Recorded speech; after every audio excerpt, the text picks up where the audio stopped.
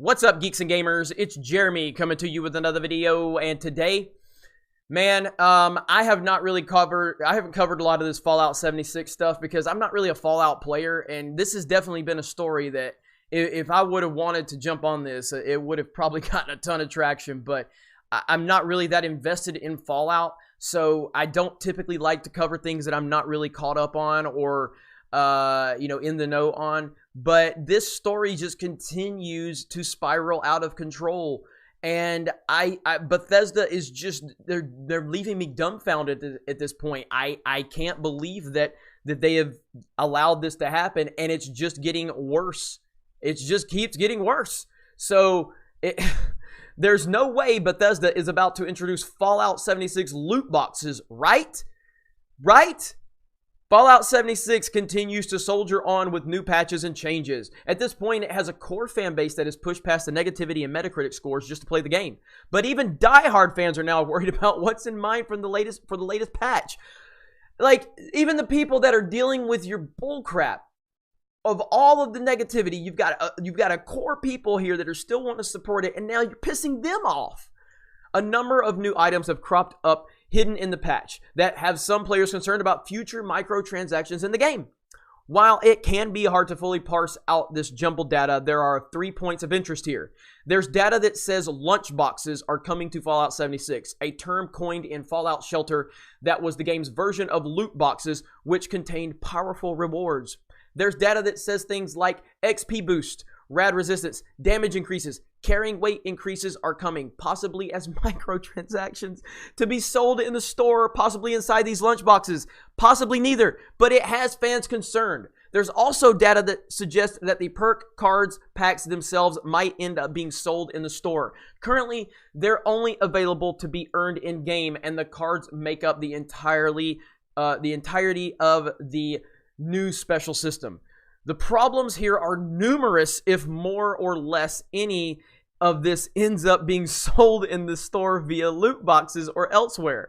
If you start putting things like damage boost and rad resistance in the store as randomized paid rewards, you're selling power, which is the first rule of what not to do when putting microtransactions in your game. Least you want to avoid a fan firestorm. In this case, Fallout 76 players are annoyed that Bethesda keeps nerfing XP gains, and now they're possibly going to start selling XP boost, which feels wrong. Oh my God. And all of these issues are sure to rankle fans who see Bethesda focusing on a bunch of different ways to monetize the $60 game post-launch when clearly it has lost. It has a whole host of issues that still need addressed. So what is Bethesda thinking? Like, again, I'm not a Fallout player, okay? But I hear concerns like this, you know what I mean? And it blows me away because I'm like, I'm a Nintendo guy. Now, that's not to say I'm solely a Nintendo guy. I have an Xbox One X. I have a PS4, 3. I have every system. I play every system. I'm not a PC guy. But the games I play, I typically play like Titanfall. I used to play Call of Duty. I play different types of games. But as a Nintendo guy, I've never had to deal with anything like this. And it's so amazing that a customer base has to be treated like this and has to live under the stress of how is this developer going to handle this? Are they going to make me have to pay for this? Are they going to have to make me pay for that? All of these concerns is a huge problem. And we've seen this stuff from EA so many times, and I've had to deal with it from that aspect, but not to this level. And I can't speak to all of the problems of Fallout 76, and that's just me being transparent and full disclosure. I'm not trying to act like I know everything here. I just know there's a lot of problems. I've watched a lot of the Quarterings videos on it, so I understand the basics here, but I've never been a Fallout guy. But just the dark cloud of uncertainty that these players are having to live under. When you go out and you pre-order these games for full price, and then they screw the launch of the game up and they screw everything up, and then the game is half price a week later, and you feel duped already.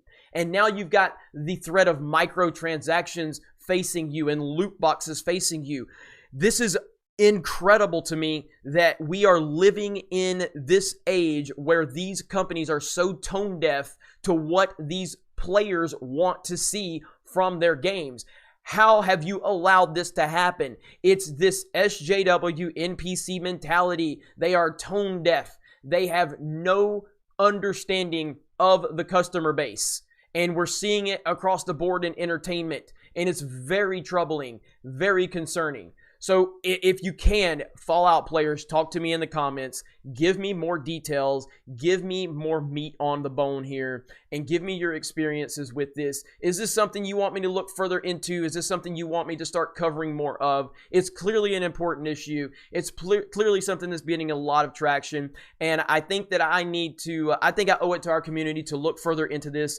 I know we have some people on staff at Geeks and Gamers that are very big Fallout fans. So I could bring them on and we could talk about their experiences. But this is a huge problem. This is a huge problem. And I'm going to continue to follow this story. And if you want me to go back and do more research on the release and everything leading into this, I will. Talk to me in the comments. Thank you guys very much. Make sure you subscribe to the channel. We are closing in on 100,000 subs. And I look forward to 2019 with all of you. Have a great Christmas. Have a great holiday. And we will see you next time.